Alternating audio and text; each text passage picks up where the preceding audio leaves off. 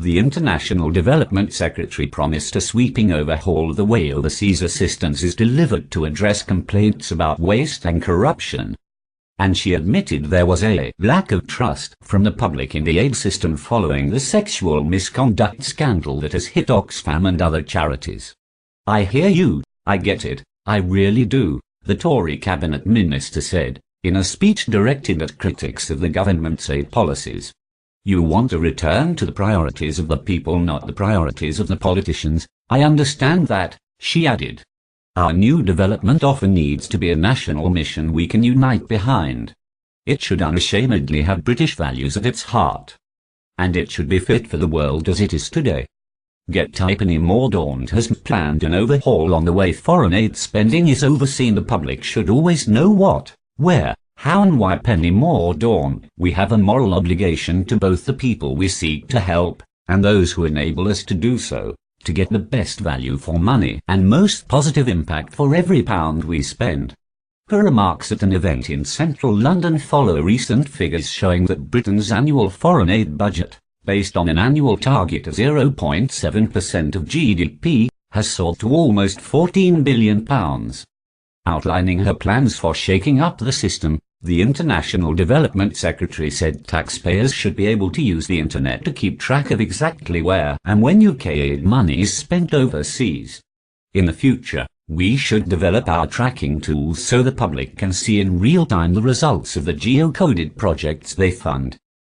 She said, "It's not about who spends it within government. Whoever spends it needs to spend overseas development assistance really well, and the public should always know what, where, how and why." She also said Whitehall officials could play a far bigger role in scrutinizing how aid money is spent rather than leaving decisions entirely to aid organizations. Ms. Mordaunt insisted she had listened to critics of the government's aid policies who argued that we are spending too much, or that our spending is wasted or goes straight into the pockets of the corrupt. She also recognized that many voters feared spending on aid could lead to domestic priorities, including the NHS, being neglected.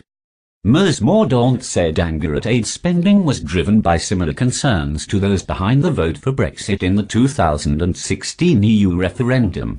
"We wanted a return to the priorities of the people. We chose a different path. We chose British self-determination," she said.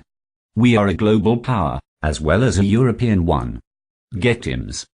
Mordaunt said Whitehall should play a bigger part in scrutinizing foreign aid and in voting for Brexit. "I wanted my country to project those values onto the world stage.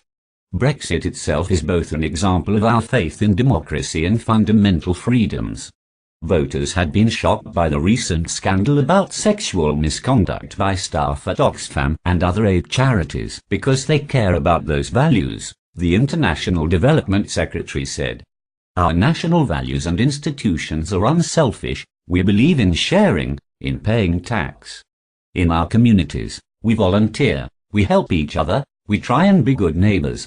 Britons had voluntarily donated £30 million to help Rohingya fleeing terror in Burma last year, the minister pointed out.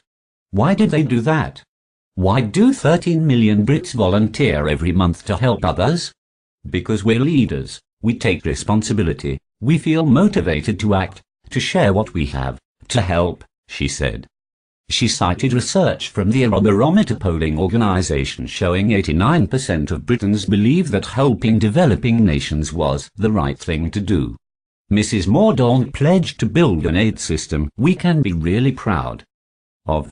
It must deliver on both the purpose of official development assistance and also on the public's concerns, she said. Our new development often needs to be a national mission that we can all unite behind. Thanks you for watching. Please subscribe News to You channel. Goodbye and see you again.